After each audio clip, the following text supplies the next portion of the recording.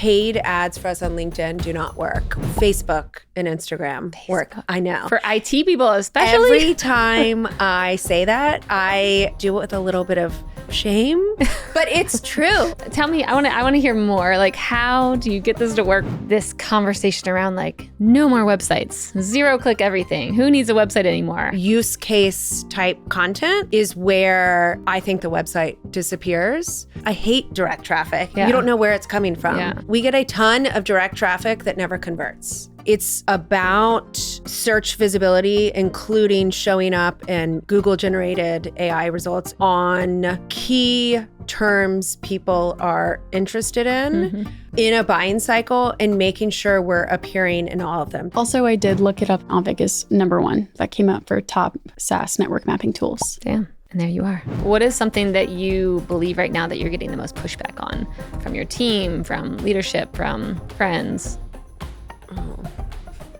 What's one thing I actually want to say out loud on the podcast is for the real question. Whatever you first thought was probably the best one, but...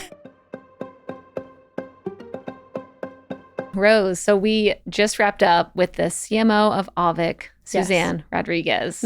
What I loved about this interview with Suzanne was just how hard it is to reach these very technical buyers that they're selling to. And I don't think we've had a ton of marketers on the show who've really dove into their methods for like, how do I reach an IT admin? What spaces am I playing in? And I mean, even hearing about some of the marketing channels that she's betting big on. I mean, when she said Facebook, We both were like, I was like, what? yeah, Facebook, tell me more. Hearing about these strategies that she's rolling with that are working really well. And these memes that you pulled up, super funny. The memes that me not even having a full understanding of network mapping, I could still laugh at these memes because they were funny. So it's really good hearing about the channel she's betting on, how to reach hard to reach communities, these really niche ones, how she's thinking about the future of search and how to show up in these, search results. And just super fascinating. I think there's definitely a lot of lessons for any B2B marketer, especially any B2B marketer who is trying to reach a very niche,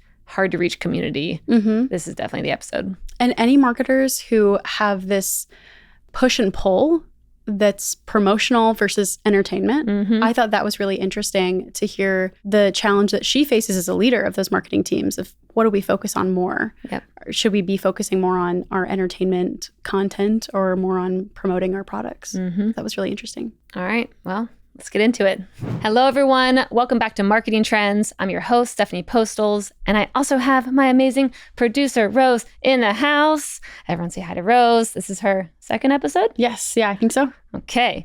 And today's guest is Suzanne Rodriguez, Hi. the CMO of Auvik. Yes. Suzanne, welcome. Thank you. Thanks for having me, neighbor. Neighbor. We are neighbors. I mean, It's that crazy. That's Yeah. You're also, did I tell you you're the second person within a month, the CMO of GoDaddy, also semi-neighbor of ours. Really? Yeah. I had her come in and she's like, I'm so close by. I'm like, Who knew? so is Suzanne. Who knew? Yeah, we won't tell anyone where we live, though. A neighborhood full of CMOs. yeah, exactly. So Suzanne, I want to start with, what do you do? Like, what do you sell? Because I really want to get into like this hard buyer that you're trying to reach. It's very different than other CMOs that I've talked to. And so I'd love to hear like, what do you sell and who is your buyer? So Auvik offers network management software. And so we sell to a really technical buyer, usually a network administrator. You can think of it as in a corporate office, it's part of the help desk team. So, when your computer's not working or something like that, I feel like that's the easiest way to explain it to marketers. And we're selling a solution. It's a solved problem. So our buyers don't need to be educated on what a network management solution is or why they should buy one. Known problem with a known solution that's existed for many, many years. And so we work to demonstrate to our buyers that our solution is better than the one they're currently using. We focus on getting IT pros to switch to Auvik. Is this the first time you've been in a company where you're like, I don't have to educate the market? Like they already know. It's not. And It's my preference. Interesting. Tell me why. Sure. Because you see results really, really quickly. So I have worked in enterprise sales in, companies with a 12-month plus sales cycle, and I prefer a shorter sales cycle, the high velocity motion, mostly because, what I do today in a high velocity business impacts the quarter, the month, and you can see results quickly. And so that coupled with, more or less skipping the education and nurturing phase, I literally can do something today that will result in revenue in 6 weeks, which is awesome. You see results quickly. Okay. So for your buyer, is this like director and above level? So we sell to, we call them, because we're marketers and we like little clever names, buyers and triers. And the triers, that's really the practitioner. So that would be like a network administrator. Okay. And that's the person that is the user of the software. And then the buyer is most commonly an IT director, depending on the size of the company, sometimes a VP. And then we do really well in MSPs. That's an industry that we're a great fit for. And in that case, the buyer is really the owner of the MSP. Interesting. Okay. And so when thinking about like not having to educate a market like this, is there ever a point when that would change? I'm just thinking about like right now, all these tech spaces are changing really, really quickly. And it feels like all these new providers can just pop up and you've got these like one-person companies all of a sudden having enterprise clients. And like, do you feel that shift right now? Or do you feel like you still have a moat around the space that you're in? I never feel like I have a moat around the space. I'm always paranoid, which I think you could be. It's so funny when you say these one-person startups popping up, immediately what comes to my mind is like, yes, and they get to build everything from scratch and do it right. Like they don't have all this tech debt and, all of that. So I'm always paranoid. I absolutely don't feel like it's going to be like that forever. It's interesting because we have a second product that we recently launched, and I've been working on a plan to take that to market. It's still a highly technical buyer, but it is a different persona, and it is very different in the sense that it's not a well-defined problem with a known solution. So it's, I'm having to go back to sort of marketing basics 101 with the education of the market. So now you're doing both then? Yes. Okay. We'll be starting to do both, but the lion's share of our business is still this network management software. That's interesting because I see with the space of like so many people now don't have to be technical to do technical things. And then probably also you have to be very technical for, network solutions. It's like this interesting divide of being able to do a lot with little and then still having to have deep knowledge. So now you're playing both places, which is cool. Yep. So for this year, what are a couple channels that you're betting on to reach this? Let's just stick with a more technical buyer. Like what are your most interesting channels that you're betting on? Reddit. Okay, tell me more. So for us, Reddit has been very successful. Look, I'm on Reddit. Probably y'all are too. Reddit's very popular. It's really popular with our audience. And in particular, there are certain subreddits, like there's a sysadmin subreddit. It's where our buyers are. It's where our potential customers are. And why it's been so successful for us is that it's really hard to advertise and build any sort of community on Reddit. So starting with the advertising, Reddit's pretty new to this digital advertising, using air quotes, game. Yeah. The team had to go old school and find the subreddits where our buyers are, launch ads for this specific segment, do the testing themselves, all of that. It's very different from the experience with, say, Google, where everything's just happening for you. So it's hard, which I think gave us a bit of a leg up because we were willing to make the investment. And in terms of building a community in Reddit, it's also really hard because each of these subreddits has these unpaid moderators that take that job very seriously. And it is very easy to get your hand slapped, to get flamed, to get all of this. And there really aren't any controls. It's up to, oftentimes one sysadmin in the basement decides whether, our post stays or not. Right. So that's pretty wild. Yeah, it is. When you're going after these sub communities, like I'm trying to think, if you were to teach your team how to do this, like, are you telling them go after communities of this size, or here's things to look for? Or are you just hiring like a subject matter expert in the space, in this admin space, to then be like, go do whatever you want to find those communities? Like, how do you teach this playbook? Yeah, so it's definitely not a volume game, which is a little hard for me. I really like high velocity businesses where you are, I like to say, giving the sales team lots of at-bats, and so lots of volume. But in Reddit and in other places, it's really the right buyers.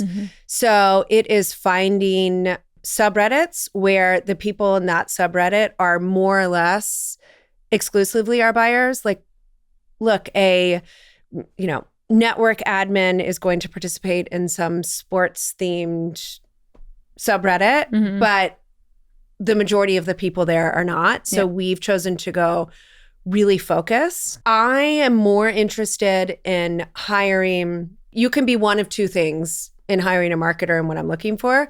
I definitely have folks on my team that really, really deeply understand IT pros.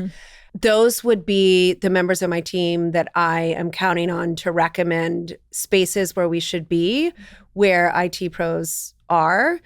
Or I'm looking for someone that has deep functional experience in a completely unrelated industry. And the reason I say that is that, if you have been generating demand for socks and you are an expert on certain channels, the good news is you bring those skills to Auvik and you don't come with these preconceived notions of what should work, right? So you are able to just completely rely on the data and listen to the data. Where I've found it tricky is trying to, insisting on hiring someone who has experience marketing to IT pros. They sort of do. They know enough to impress the three of us, but really don't. And what happens is we lose that authenticity because then someone is, presenting themselves as knowing a bunch of stuff. And this is an audience that loves to prove you wrong, call you out, do that sort of thing. I also find you can become too attached to what people should want versus just actually listening to IT pros tell us what they want and listening to the data. Yeah. Okay. So then for something like Reddit, like are there any times when you have gotten your hand slapped where you're like, oops, all the time. So then anyone who's listening can just not do that. Well, it actually can be a really good opportunity to engage. So a very recent example is there is March 14th is Pi Day, National Pi Day. Yep. And it's a real holiday that is actually celebrated. And there is something called a Raspberry Pi, which is a teeny little computer. And that's a very appealing product for our audience. And so we ran a campaign around National Pi Day with a giveaway. Come to Auvik, start, activate, deploy a free trial, and you can get a free Raspberry Pi. And memes are really popular with our audience. Look, memes are popular with marketers. It's universal. And we had several different memes that we were testing for this campaign. And there was one in particular from 500 Days of Summer. It's so funny. I still have not seen the movie, but I feel like I know so much about it at this point. There's this famous scene where the guy is there. He's at a party, and it's about his expectations versus reality. And the meme is talking about Raspberry Pi, and it shows one of them picturing, the pie that you eat, and another one picturing this mini computer. And we had two variations. One where the female was thinking about the pie that you eat, and vice versa. Yeah. And like we do with everything, we put it out there and let the data tell us which creative won. And it happened to be the one where the female was thinking of pie the food. And so we went out pretty big with that campaign, and we got a lot of, rightfully so, backlash on Reddit, talking about why does the female have to be the one that doesn't understand what a computer is? All of that sort of stuff. And as much as I wanted to say, we tested it, it was the data. You chose this. Yes, exactly.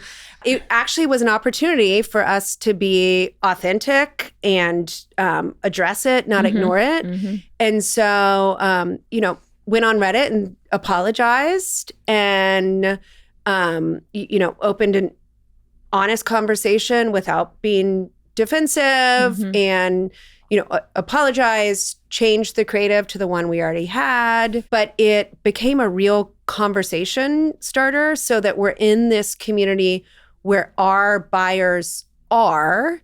And it's an interesting conversation with a company that's being authentic and real. And that campaign did really well. After you changed it? Well, or just in general?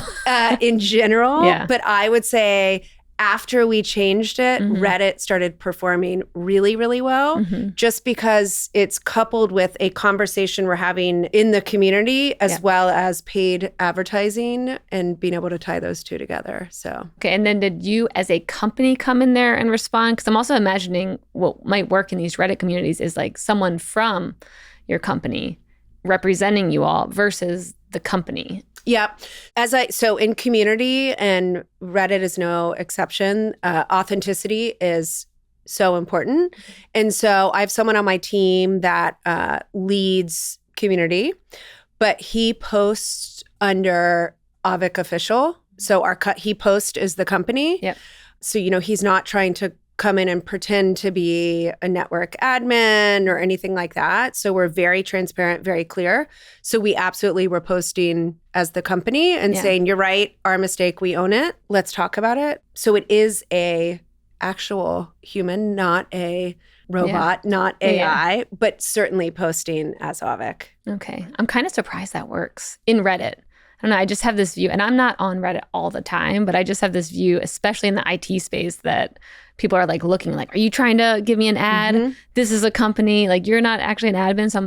So I'm surprised that works well. Yeah. So it worked well because the conversation was a complaint about our company. Oh. Right? I mean, it was a complaint about Auvik's ad in the market. So Auvik, the company, responded in kind. Other things that work are Auvik participating in a conversation where we're not trying to sell something. It is authentic. Yeah. What I worry the most about is us trying to be super creative or even worse, clever in something like Reddit. Yeah. And, pretending to be something we're not. I mean, that happens once and it's game over. Yeah. I wonder if that's a strategy, is like putting out a ad that triggers people to get more attention. It could be. I used to say this a lot more, maybe when email was a bigger channel, but I love a good oops email. Anytime there is a mistake that's big enough that you have to actually re-email everyone and say, oops, the engagement on those emails is amazing. Yeah. So, you might be onto some, posting some controversial ads just to start a conversation. Try it out. Yeah. Anything that people are getting extra triggered by, that's the one. All right. So because you just mentioned memes and how they work, producer Rose has pulled up a couple of Auvik's memes. Okay. And I'd love to get reactions from both of us because I'll probably just be very confused maybe, but at least you'll know context. And so Rose, hopefully. or you will also be confused, which would be great. Yeah. All right, Rose, take it away. So the top one says Auvik will automatically map your network in minutes and they'll give you a Ubiquity. Am I saying that right? You are? APU7 Pro for trying it out. IT professional is getting goosebumps. I think it's funny only because I have no idea what the first part means, but just the goosebumps and the whispering in the ear is funny. And I'm like, did this one work well? It did. So, I mean, it's classic, marketing 101 with just the image, look and feel and attention getting. Yep. And then what she's whispering in his ear is very, very targeted to an IT pro, to the point about Rose saying, am I saying ubiquity correctly? Yeah. It's, targeting the right audience. Oh, where did that one go? Was that Reddit? It was social channels. So including Reddit, LinkedIn, Facebook. Yep. But including Reddit. Who thought of that one? And did you think it was a good idea? I am, it's less about me understanding the details of the meme and the, ubiquity giveaway.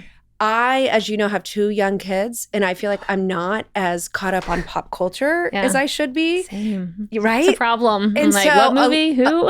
Exactly. At this point, I have an amazing team that I've learned to trust, and they're always testing. And that meme was absolutely not my idea. None of these memes are. Yeah. It is the brilliant people on my team. Do these perform better than, I would assume better than a white paper? Do you actually see clicks, conversions, people going to your website? Tell me, and then we'll go to the next meme in a second. But absolutely. So that is not, we do have memes that are just entertaining. That is an ad. That was an ad for a campaign where we wanted you to start a free trial of Auvik, and you, in return, would get a free Ubiquity switch. So absolutely. Yeah, which is a big deal to get this switch, right? Okay. All right. It is. Rose, next up. All right. This one looks like a LinkedIn post. So nobody will remember your salary, how many tickets you closed, your uptime percentage. People will remember when you spelled it data warehouse, the time you accidentally blocked the CEO's IP on the firewall, the day you pushed out an empty update to a security product. I thought that one was pretty good. And you could see how changing, the 3 hit points to something that's relevant for a marketer, it's the same sort of concept. Yep. Yeah. Well, that one's good because I also feel like it would resonate with so many people, and it doesn't feel like there's a big, there's not a product push in it. Correct. It's to entertain. Yeah. Yeah. How much of your content is entertaining versus this one needs to go towards a specific thing? Less entertaining, more going toward a specific thing. That's why I was hesitating, because I would like it to be the more entertaining inverse. Well, just because you think about the marketer I want to be as always providing value. Yep. We're starting to entertain more than we used to, entertain and inform. Yeah.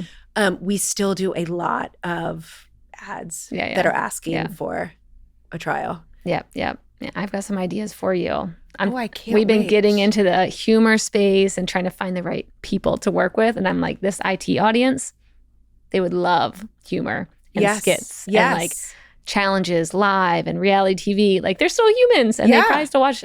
So we'll talk. But okay, I'm excited. All right, Rose. This is another entertaining one, and I'm a Parks and Rec fan, so love this one. I typed your symptoms into the thing up here, and it says you could have network connectivity problems. That line. Have you seen Parks and Rec? I actually have. Thank you for checking. Then this is just me nerding out, but this was completely improvised by Chris Pratt, which I thought was so cute. Mm-hmm. That's a good one. I like that. And then last one, my personal favorite. When everything is urgent and everyone is a VP. Mm-hmm. Is it biting her? It's biting. How did that one do?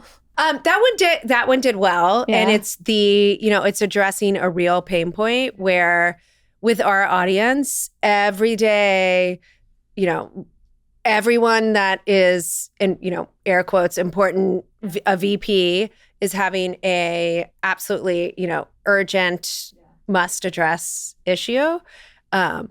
So yeah, it performed well. Feels like a tiny little baby hippo just biting on your leg all day long. I like it no matter It what. does. And now that I think about it, the idea of like VPs, like everyone's a VP too. Yeah. That's kind of funny. Rose, is there anything you want to add to this Reddit section that we've been diving deep into?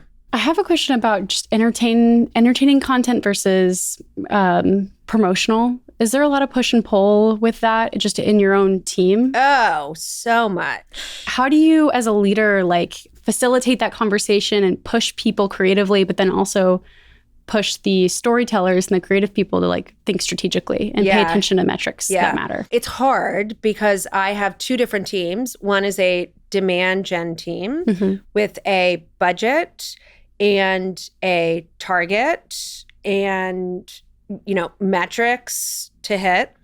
And then I have another team who is tasked with building relationships in the IT, with IT pros in the community. And so they're both, you know, going after the same person. And unfortunately, those interests are often competing. And the budget is bigger on the demand gen side. Let's just put it that way. I have done a better job of educating the, you know, inform, inspire, entertain team on the importance of demand gen. I've yet to do the reverse. So that's my my project through the rest of the calendar year. But yes, it's a huge struggle on the team. It's also a huge internal conflict. Right. I have as well. So yeah. I'm sure if you're on the entertaining team too, you're like vice versa. Like I want to be over there, or they get all the budget. Exactly. That'd be tricky. The last thing for Reddit, did anything get impacted when I think Google had their partnership and then Reddit like closed down their API and then they made it paid? Like, did you start thinking like, oh, this might be a different strategy that I have to go after now when that happened? Absolutely, because there was protests. Yeah. And we were sweating it out for a little while there. Where we are now, that's old news in ancient So it doesn't history. matter now. So we generally, meaning that it has continued to be wildly successful.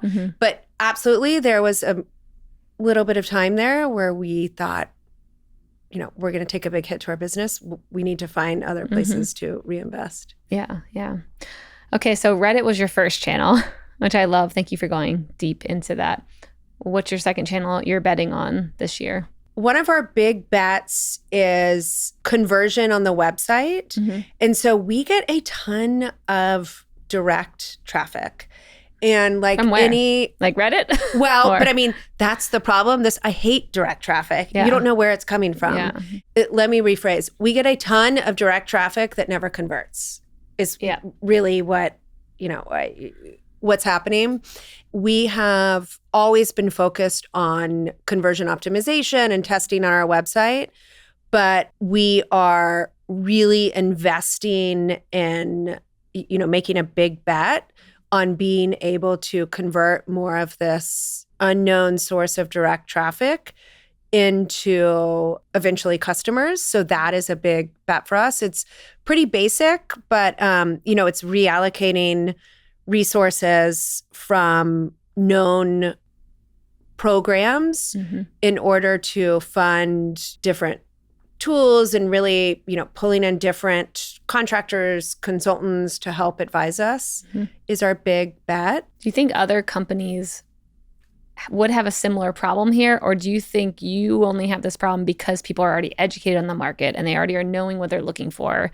And so maybe that's why there's like the conversion thing gets to be focused on here, where other companies are focused on educating and maybe they're fine having people just hanging out and absolutely. If your offering is not as straightforward, not, you know, a known solution to a known solved problem, and you are trying to get folks to your website, you're focused on, okay, once you come to our website, stay here, go explore, go read, go do this. I am all about, once you get to our website, what do I have to do to get you into the product? So yes. Okay. And then what about this conversation around like no more websites, 0-click everything. Who needs a website anymore? How are you taking that into account, if at all? Yeah, I feel like technology is going to advance so much that this will prove not to be true. But for where we are now and how I'm able to put myself back to sleep when I wake up in a cold sweat in the middle of the night worried about this, is that this is where we do have the advantage of being, an alternative to an existing solution, meaning we are a budgeted item. People are using something now. We're an alternative to what they're using now. And that's where I'm making blanket statements and exaggerating slightly, but that's why we don't have the need to do as much education. And so if you think about folks that we are targeting and attracting, they are searching, whether it's, in ChatGPT or Google or Reddit or anywhere, for alternatives to what they're using today. And that's different from what is network management, what is SNMP, all of that, use case type content is where I think the website disappears. For us, we're in better shape because, even if you're in ChatGPT and you're saying, give me the top 10 vendors in this space, we're working to make sure we're on that list. But then in order to go see the product, you are still, we're a SaaS product, so customers log in on our website. You're still going to that site to try it. So to be found when people are looking in the market for what you offer, how do you, are you just making sure you've got content out there in all of the forms, or how are you thinking about making sure that you're found? Yeah, so we are really focused on search visibility, including showing up in, Google generated AI results, as well as appearing as a reference in actual AI content. And it's about focusing on key terms people are interested in a buying cycle and making sure we're appearing in all of them. So for example, we're really focused on best network management software vendors or alternatives to SolarWinds, alternatives to PRTG, those sort of things is where we're focused on showing up. We also do, we talked about the memes, and this Switch giveaway is a really successful campaign. And I do worry about us being known as Auvik, the company that gives away free Switches. So we are investing more in community efforts and more advertising based on who Auvik is and the value we provide. So we're not just that company, that gimmicky company that gives away free Switches. Also, I did look it up on ChatGPT, and Auvik is number one. That came up for top SaaS network mapping tools 2025. Damn. And there you are. Yes. Today. Today. It changes so much, but yes. Yeah. Do you see any patterns of why, who's right? Because to me, I'm imagining a world where as a company, and you can tell me if I'm totally wrong, if I'm a company and I'm writing about, here's the top 10 network spaces, or let's just say CRMs, because I can understand that better. Yeah. Here's the top 5 CRMs. Here's why you should use HubSpot. Here's why you should use Salesforce. Here's everything in between.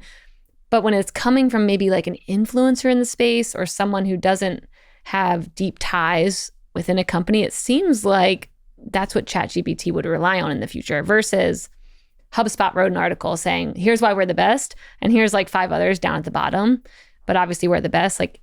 What do you think about a company telling a story and showing up like that in those results versus finding the people who are already in these communities and having them talk about it? Yeah, so that's the ultimate goal, is finding people in these communities to talk about it, because that's where ChatGPT or AI is going. Right now, it's imperfect because it's not referencing who Auvik says the top 10 are. It's referencing third-party sites. So a lot of, all the review sites out there. It's definitely pay to play.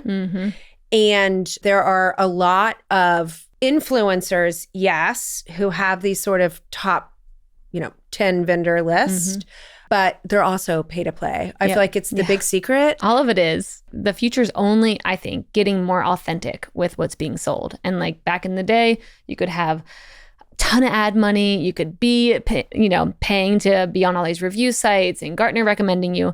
But now with AI, it can literally look at thousands of customers and what people are saying in Reddit and what's actually happening in real review sites. I'm like, that feels more interesting because it's like the best player actually gets to win versus who has the most ad budget and who's paid the most review sites to get in their articles. You're exactly right. So when it comes to things that you've cut, I would love to hear what you're not doing in the future that you maybe bet on big semi-recently or like last year. We have yet to find any success with LinkedIn. And I feel like marketers love LinkedIn, myself included. Yeah. We continue trying, but the data is the data, and paid ads for us on LinkedIn do not work. Yeah. Facebook and Instagram work. I know. For IT people especially. Every time I say that, it's true. It works. It's what the data says, but I do it with a little bit of, shame. But it's true. It's what works. Tell me, I want to hear more. Like, how do you get this to work with IT people? I can get it for a lot of other spaces. It would make sense, especially reaching like entrepreneurs and small business owners and people of certain generations who are still on Facebook. Tell me how this works for IT people, especially Instagram. Like, what are you doing there? So, what you just said about small business owners, entrepreneurs, really that's LinkedIn. Oh, okay. I mean, if you think about it. Yeah, I'm on there. People trying to reach me. It's probably they're successful. On LinkedIn. Yeah. An IT pro is like the rest of us scrolling through Instagram and Facebook, perhaps because they're of a certain age. Your words, not mine. Yep. So on Instagram, we do a lot of these memes and these, funny, entertaining content. From your company account or? From our company account. Yeah, okay. Yep. So everything is from our company account, and it's this authenticity. We're not trying to pretend to be something we're not. We certainly do a lot of thought leadership and, just thoughts and perspectives on LinkedIn especially, but it's never, someone secretly from our company. It's always overtly posting from Auvik. Okay, so Instagram, I'm kind of understanding why that one could work. Facebook, tell me more of like, and is it different content strategies of like what you're putting on Instagram is different than Facebook or different? It is just by the nature of the platforms. And for advertising, ROI on advertising, it really is Facebook. Look, Facebook is set up for advertisers. So different from Reddit, how I mentioned that, it is like doing digital advertising in, the early 2000s where you have to go and do everything yourself. That's not Facebook. They, have an algorithm for everything. And so we're able to set up lookalike audiences and sort of the standard digital marketing efforts. And our IT pros are on Facebook. For whatever reason, I am less interested in why they're on Facebook and more interested in how we reach them and talk to them on Facebook. This sort of goes back to the conversation about having a deeply technical audience. And Auvik as a company and also the marketing team at Auvik, it being so important that you show up authentically and you're not trying to pretend you know more about IT pros than the next person or you know more about IT pros than an actual IT pro. It's about showing up and saying, let's see what the data tells us. The data tells us that IT pros are on Facebook. I'm not trying to tell them they should or should not be. I am meeting them where they are, and they happen to be on Facebook. That's a good hot tip for marketing to technical people. Go to Facebook. I haven't been on there in like a year, but or at least try it. Yeah, or try it. I think LinkedIn, because they're probably still there, but I think LinkedIn is just lame content. And the ones I see standing out on LinkedIn are the ones who are doing ridiculous things, like all out ridiculous content, kind of like what I was talking about earlier, of like humor, just making it an interesting place to go. Yep. So I wonder if that would work. Because right now, especially any B2B content on LinkedIn, I'm like, that's lame. You guys don't know how to make me actually want to look at what you're making. Yeah. LinkedIn is really where our, I did this concept of buyers, triers, and the trier being the practitioner. And if we think about a lot of what we offer is the product, a free trial of the product, get in the product, see it, use it. So a lot of the practitioners are not on LinkedIn, but the buyers are. Yeah. The people that are approving the purchase. And it's not that uncommon that we reach the buyer and they say, hey, practitioner, hey, member of my team, go try this. Yeah. So it's still an important audience. It's just, we're still developing our success strategy on LinkedIn. Yeah, as I think most are. I can't think of too many companies that I'm like, nailed it. That one's doing great. We mentioned kind of backlinking. Is that something that's like a newer priority? Because you're talking to people that are previously educated. It's a very complex industry.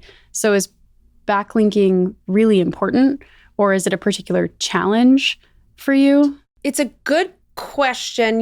I don't know if it's a particular challenge for us, only because, we have an agency and every week I'm getting an update on our, search visibility and we have a score for this and a score for that. And the target we're striving toward, they set. So it's not something I understand enough about that I'm really anchoring toward. But I want as many advantages with Google because we're, talking about how everything's changing. But, Google is still the place to be. And, particularly now with Reddit, Google's even more important. So as many advantages as I can get Auvik to get Google to view us favorably, the better. So that's sort of a non-answer, but it's the truth. Yeah, that makes sense. Okay. That's good. Yeah, it's interesting. I was just at it's like this mastermind with this guy, Dan Sullivan, and I brought up ChatGPT and a certain prompt that I was going to do to help me come up with my unique ability or whatever.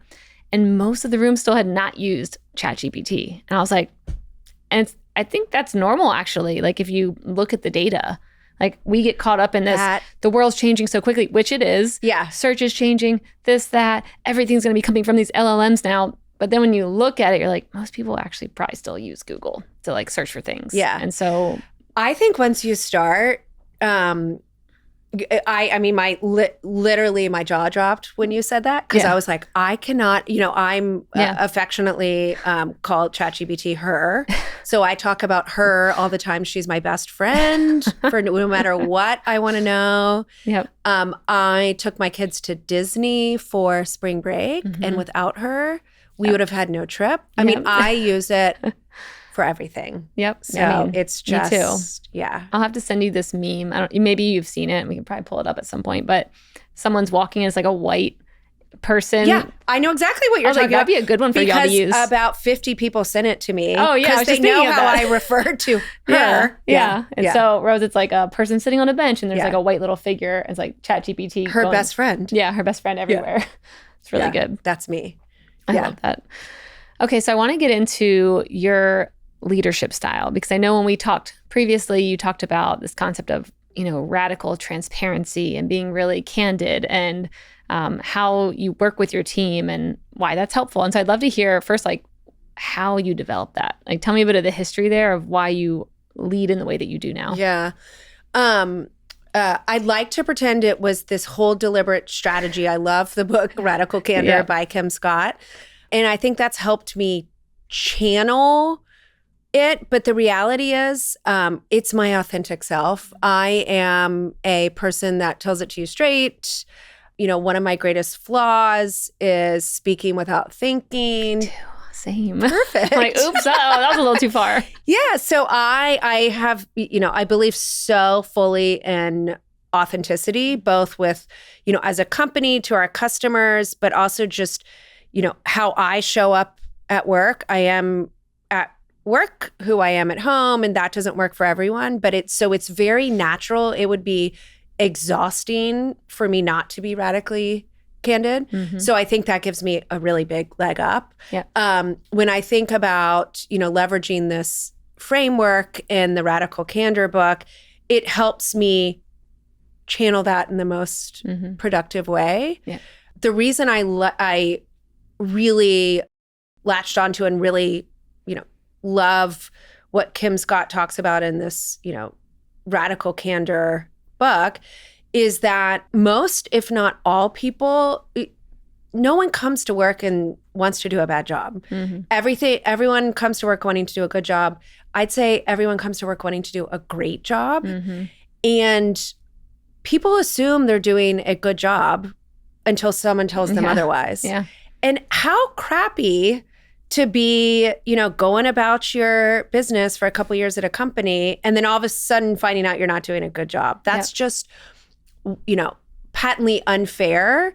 And so it sort of starts from this place of, leaders, it's not even courage, it's a responsibility to give feedback.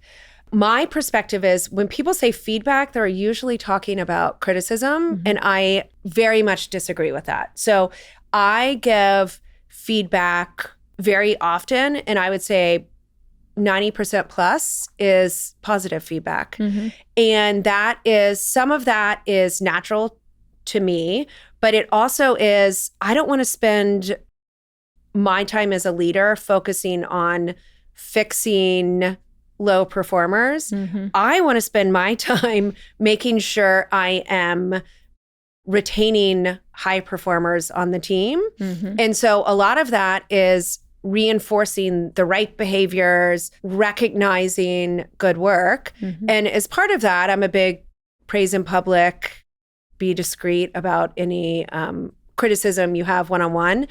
But if you hear me all the time giving feedback, which is really part of it is stating an opinion, and if you hear it so often and it is overwhelmingly positive and recognizing good work, then it comes across as authentic and, having good intentions, which I do. I want people on my team to bring their best selves, and the intention of giving a criticism is to help people improve. But I can say that, all day, like till I'm blue in the face. But by me focusing a lot on positive as well as negative feedback, I think that's an important part of it. So, what's interesting, we just had a guest a couple episodes back, Keith Ferrazzi. So he wrote Never Eat Alone and some other books. Okay. And he talked about this concept of like 360 feedback, where everyone's just giving everyone feedback. And they did this at Elf Beauty Cosmetics Company, and how like employee retention skyrocketed, performance skyrocketed, but it was the manager giving feedback and saying, here's one thing that you did amazing and something you can keep in mind for next month or next quarter. And then they would also give their manager feedback too, which I haven't heard of too many cultures where it's like revolving constant feedback between everyone. How do you think about that versus, just being the manager giving it, or like incorporating feedback all around? Huge proponent of it not being tops down. Feedback is always about the work, not the person. And so I'm not the only observer of work. So absolutely. People definitely have to have a, high sense of psychological safety. I will say that the marketing team is really great at being open and transparent and candid. But in no way do we live in this world that it's how I think, Kim Scott paints it in her book, where everyone is just walking around constantly giving feedback. That's not the culture we have. And I just don't know how realistic that is. But, you start by asking, and you always ask anything for me, anything else I can do. You get to the point where you're asking so much that people are like, God, I've got to say something, so she'll shut up and stop asking me. You just sort of put it out there so often. And again, it's about the work. So it should be able to come from anyone. And, I do see that this, me being so, and it's not just praise, it's just, I'm genuinely excited about results or a new test or learnings or anything like that. And I do see that being contagious on the team. I've definitely gotten feedback from my team members. And I think it's just takes a lot of practice, making a habit out of it. Yeah. Giving it is, I feel like, hard as well. Even good, bad, any of it. But I can imagine that having to be a skill, especially as like a team member, to learn. How can I give feedback to someone who's above me, my manager, You know what helps is getting a lot of feedback. Yeah. Yeah. Because then you can model how it's done. Yeah, that's good. So what do you look for when you're hiring, like your marketing team, especially in this coming year when you're like building out this power squad? Like what kind of things do you look for in someone who's applying? Yeah, it's a great question, particularly for marketing, because every role is so different. Yeah. So part of the BDRs at Auvik are part of marketing. And we have in full a team of almost 30 BDRs. And we have a very well-defined profile of a BDR, and it's all the same profile. With marketing, every single marketing role is so different that it so depends on the role in terms of functional experience. But generally what I'm looking for, to join Auvik overall, and certainly to join marketing, is first and foremost data oriented. And it's this, I don't care what your opinion is. I don't care what you think. I care what the data says. Show up with the data, believe data, leverage data is first and foremost. And then fitting in with the team and the company. And what I mean by that is, being collaborative, being open-minded, being able to bring new ideas to the table. I mean, certainly fitting in with this culture of being radically candid. And then beyond that, it really depends on what the role is in terms of, deep functional experience or a need for really appealing to the target audience. It's sort of a non-answer. Yeah. So data-oriented, culture fit. For data-oriented, how do you test that with someone? That's a great question. Because I'm like, if you gave me a data set now, you're like, show me your data-oriented, I'd be like, cool. I mean, I am because of my background, but most people could just drop it in ChatGPT and be like, what's this data showing? Pretend I'm the CMO of Auvik. What would she be looking for? Poke holes in it. How do you hire for that now? I'm probably old school on this by now, where I still use the, behavioral interviewing style. Yeah. But you can just pick up on cues when you're asking someone to talk about work they've done in the past or projects they've done in the past. Yeah. Are they talking about looking at the data, or, why was it a good idea? And anyone, that just had a hunch or just knew it was, or just had a personal preference versus someone who's, that's what the data told me. Yeah. I love when people have stories about having a hypothesis, testing it, and they were wrong. I mean, that's what, being data-oriented is all about, is always testing the hypothesis. So I feel like there's a lot of clues in just listening to people talk. Yeah. And that discernment of information is probably more important than ever with data or with otherwise anything. ChatGPT could do it for us. Yep. Yeah. When we had your prep call, I remember talking a lot about the prove Suzanne wrong kind of saying, I guess, if that's fair, phrase. Yeah. That circulated a lot in your team. And the first place my mind went is, I imagine someone could be a great culture fit and is data oriented, but sometimes people can come in with their guard up, maybe from a previous role or some trauma from past leaders. Yeah. Not speaking from experience or anything. So that radical candor approach, I imagine, could be intimidating for some people. Yep. Is there a framework you use to kind of disarm people? Does it come down to a hands-off, I trust you kind of approach, or is it more personal and intimate in your relationships with teams? Or do you kind of just focus on building them up and letting them nurture their own kind of culture and community there? Yeah, so there's a lot there. So one, I've been at Auvik for 4 years, so I had a lot of time to build trust with the marketing team. So it certainly didn't happen overnight. The vast majority of my team is Canadian, and Canadians are not necessarily known for being radically candid, right? So we're fully remote. And I joined in 2021. And so there's, I didn't meet a lot of my team members in person first. So I may be making it sound like it was super easy. There's a lot more there. And when new people come in and join the team, I love this, and I've really focused on it and talk about it all the time, this concept of prove Suzanne wrong, where we have a Slack channel for marketing, and we're always posting ideas, or my team is always posting ideas with the, sort of like wink and a nod out to prove Suzanne wrong. And just reinforcing that just sets the tone early that I'm not some scary CMO that always has to be right.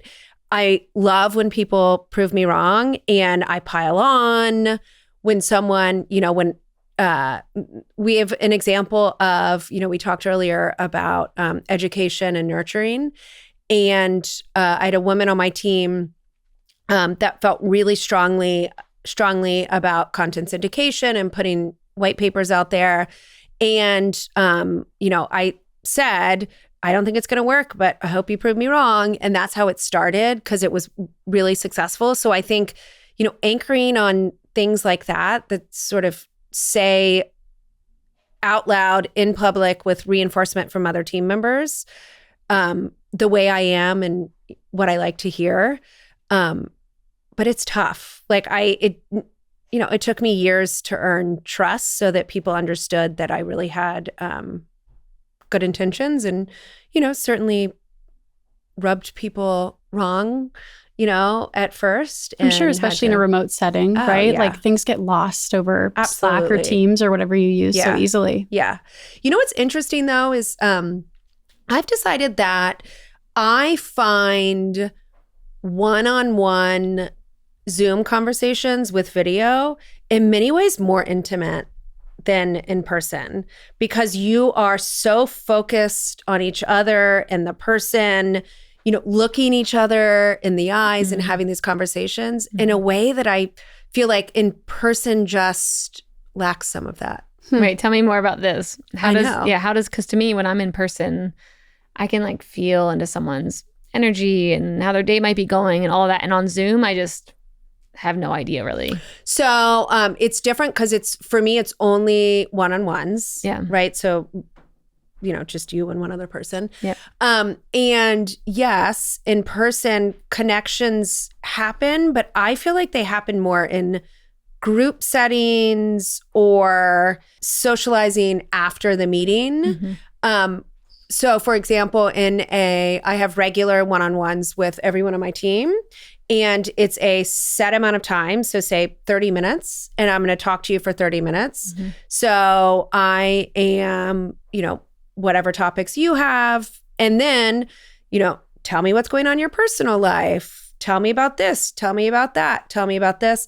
Versus in person, it is, you would just swing in by my office to ask me a question. And then once that question was answered, you're off and you leave. It's more deliberate. That makes sense. On Zoom. I like it. I'm here for it. All right, Suzanne, let's move to the lightning round questions. So lightning round is where I ask you a question and you have a minute or less to answer whatever comes to you. Can't wait. Are you ready? Okay, first one. What is a marketing trend that you think is overhyped right now? I mean, I want to say AI, but I just said that she's my best friend. So probably not. I'm going to go with ABM. It's been overhyped for a while. Yep. Remember, I like high velocity models. So you don't like ABM anyways, but but I just think all of the promises of showing intent and at the account level, I just think it's overhyped. Do you think that one's overhyped for the space you're in, or just in general? I think in general. In general. I have a lot of experience with ABM. I did it at an enterprise sales company. And yes, the technology has advanced since then, but it was still overhyped about how much information you could get on one account from digital data. Yeah. I love it. Okay. That's good. Did you have anything else you want to add? No, I was going to say, someone can prove me wrong and ABM me to buy something, and maybe I'll change my mind. Yeah, let me think. We got to ABM you. Exactly. All right. Exactly. It'll be so sneaky. You'll be like, damn, Steph got me. Now I'm in here buying something. I know, right? Describe your marketing strategy in a couple words. Meet your customers where they are. Yep, which is like the whole concept of this episode. With you, for sure. Yep. What is the last ad? And let's stick with B2B ad that you remember and you're like, that was good. B2B. I know. Okay, you can do B2C if you want to. I'll do two. Yeah. The B2C that like really stuck with me was, I hope I get this right, I think it was Nike. I mean, how's that for effectiveness? Oops. Maybe it's Adidas. I don't know. I think it was Nike featuring female athletes. And it was about being... It like made me cry the last time I talked. Ooh. I saw a commercial. It's about being like weird or bold or strange. And it just features all of these female athletes. It's shot almost in all black and white too, which I think is really cool. And it was Nike? It was Nike. Good memory. Good job, Nike. Winning all around. Okay, so where do you as a CMO hang out? Like, what are the communities that you're in that you're finding the most value in? What's interesting is that I have been more company leadership oriented as of late versus marketing. So, I'm on Pavilion, I'm in, CMO Coffee Talk, and I used to, I want to say find more value is probably I was looking for more specific things. But so for example, I'm on Pavilion, but I spend most of my time in the sales space at looking for information there or finding information from finance teams about, I don't know if it's my, me where I am in the stage of my career at the stage of the company I'm at or what, but it is really interesting that I have such a strong team that I rely on them for the latest and greatest with marketing. And I feel like I'm more focused on more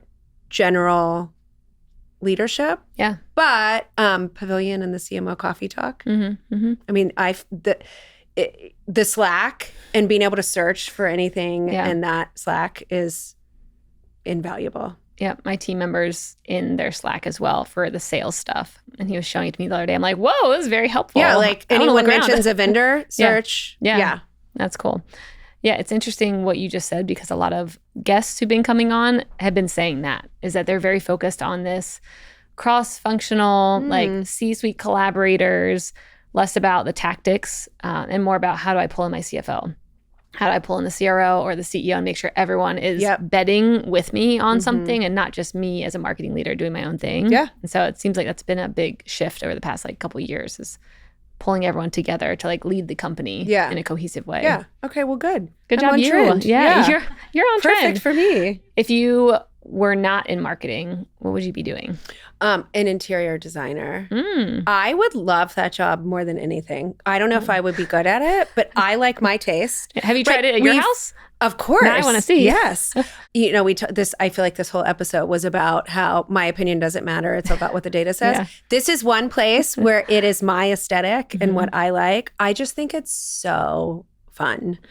Yeah, I would love to do that. I definitely want to see your house. And now I'm like, are you judging my house? No, don't look. Your house looks great. Don't look anywhere. Kid stuff everywhere. Legos. Too late. I've already looked around your house. It looks great. Already peaked. Yeah. Thank you. What is the best way to start the day as a marketer? Not how I start my day, which is being jolted out of bed by a 5-year-old in my face screaming, "Good morning, mommy." Yep. I'm a morning person, so mornings are super productive for me. I like to do the hard, big problems sort of thinking early in the day. And then the, more learning, I want to research this topic or I want to listen to this podcast or, that comes more naturally for me later in the day. I have a lot of peers and colleagues that, insist that starting their day with a certain podcast or anything like that. But for me, outside of my, son screaming in my face, good morning, once I can put him on the iPad. It's quiet time for me. And I'm, half awake drinking coffee, which I feel like makes me have better ideas because I'm not, in my whole rational head, I'm able to be a little bit more creative. I love it. Okay, last one. What is something that you believe right now that you're getting the most pushback on from your team, from leadership, from friends? Oh. What's one thing I actually want to say out loud on the podcast is the real question. Whatever you first thought was probably the best one, but do what you want. This concept of sort of back to the basics. And what I mean by this is that it's so easy to go chase the shiny thing. New product, new this, new that, new persona, new all of that, that I'm a big believer in doing one thing really, really well and then moving on to the next. Look, I'm a woman, so I'm great at multitasking. I don't mean that, but just really getting back to the basics and the fundamentals and getting that right and then building upon it. Yeah, it's a good reminder for right now where everyone's like, what? There's so many things. Seriously. I'm going to try everything. That's good. Well, Suzanne, this was awesome. Thank you for walking over here today and joining us in studio. Where can our listeners, our viewers, everyone learn more about you and what you're up to at Auvik? Yeah, definitely Auvik.com. Auvik is the spelling. And thanks so much for having me, neighbor. Yeah, neighbors. Now we're going to have neighborhood parties. Exactly. Thank you. We'll see you again soon.